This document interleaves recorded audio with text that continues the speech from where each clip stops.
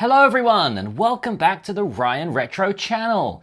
I'm now back at my home in Korea and ready to bring lots of great Retroid Pocket 5 content to you. Tomorrow I'm going to be updating the Retroid Pocket 5 from my pre-production software to retail software. And when I do so, I will be filming my setup guide for everybody. That has been the most requested video so far, and I'm very excited to show you how I've got this device running beautifully. Before we begin today, I just want to say a huge thank you to Airbending Panda for the super thanks on my previous video. It really means a lot to me, and I will keep trying my best to deliver helpful information to everyone.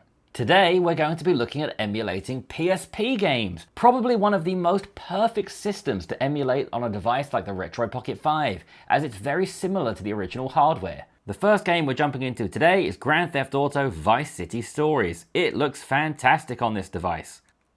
Boom! Why are you running from me? You have a gun! Come back! I'm gonna get you. I'm gonna get you. I'm gonna get you.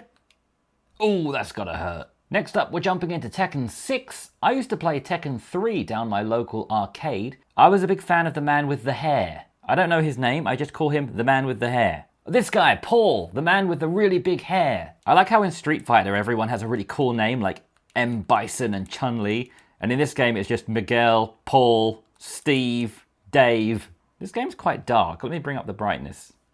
I mentioned in a previous video, I'm really not a fighting game player, so I don't know any of the combos or anything like that, so I'm just spamming the buttons. I forgot to turn the FPS counter on the screen for this video, but I'll just tell you, everything runs at 60 perfectly.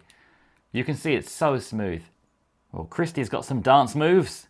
If you like this game and you can play it well, you're really going to enjoy it on here, because it runs perfectly, and it looks really good on this screen too. Much better than it looked on the original PSP. You can't hit me if I'm jumping. Oh, she can. Oh, this is close. Oh, she beat me!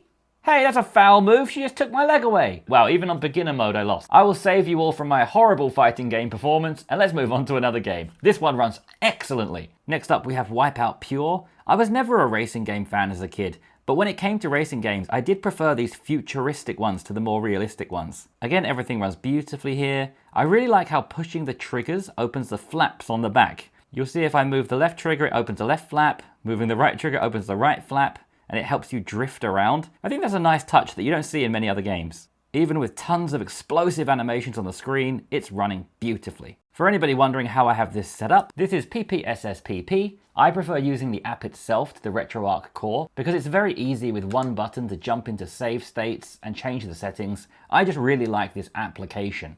So jumping into the settings, the rendering resolution is set to 4 times native, which is 1080p, matching the screen of the Retroid Pocket 5. I've also played around with anti-aliasing to make it more sharp, but I didn't notice much of a difference in sharpness, and it did noticeably tank the performance. So I am just leaving this off. Like in my PlayStation 1 video, once again we have PaRappa the Rapper. And I still have no idea how to score points on this game, but the songs are just bangers. You'll see here, you rapping, I'm always gonna be awful. I've tried so many different techniques and no matter what I do, I fail.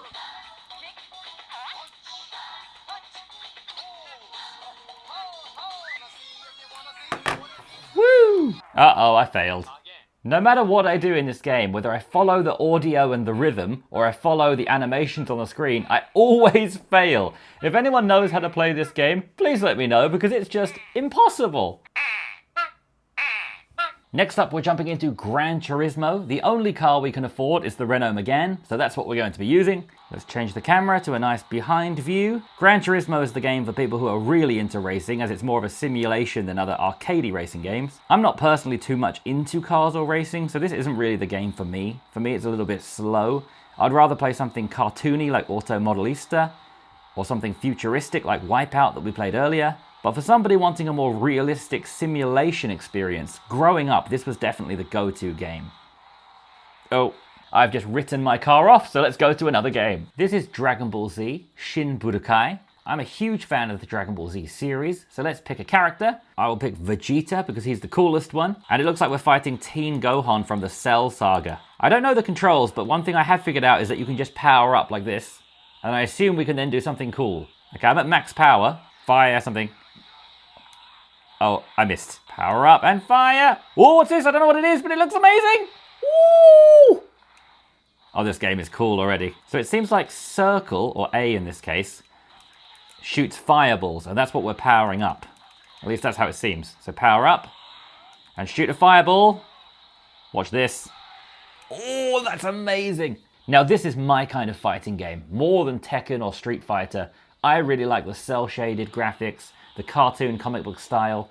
This is awesome. Talking about cartoony styles, this is the Simpsons Game. I'm pretty sure I played almost this entire game with one of those demo units at a store where you can just play the console in the shop. I'm pretty sure I almost finished the whole thing in the store.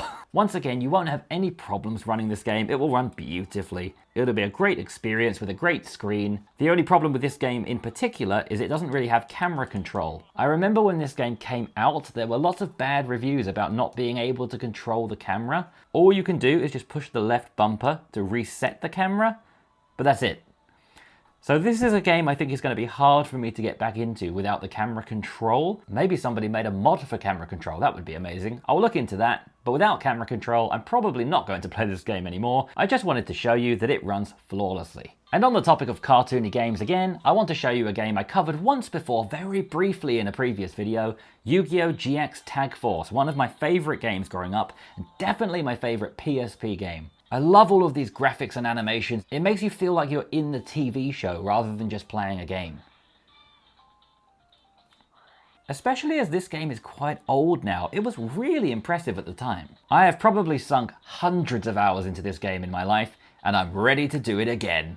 So if you'd like to play PSP on a more modern console with a fantastic screen, the Retroid Pocket 5 is perfect for it. I didn't even bother putting an FPS counter on this video because everything just runs perfectly. If you enjoyed the video, please give me a like and subscribe, leave a comment down below, and if you'd like to pick up your own Retroid Pocket 5 so that you too can play PSP and many other systems on the go, then check out my affiliate link in the description. It'll take you to the official Retroid website, the same place I bought this one. Thank you so much for watching this video, and I'll see you again tomorrow for another one.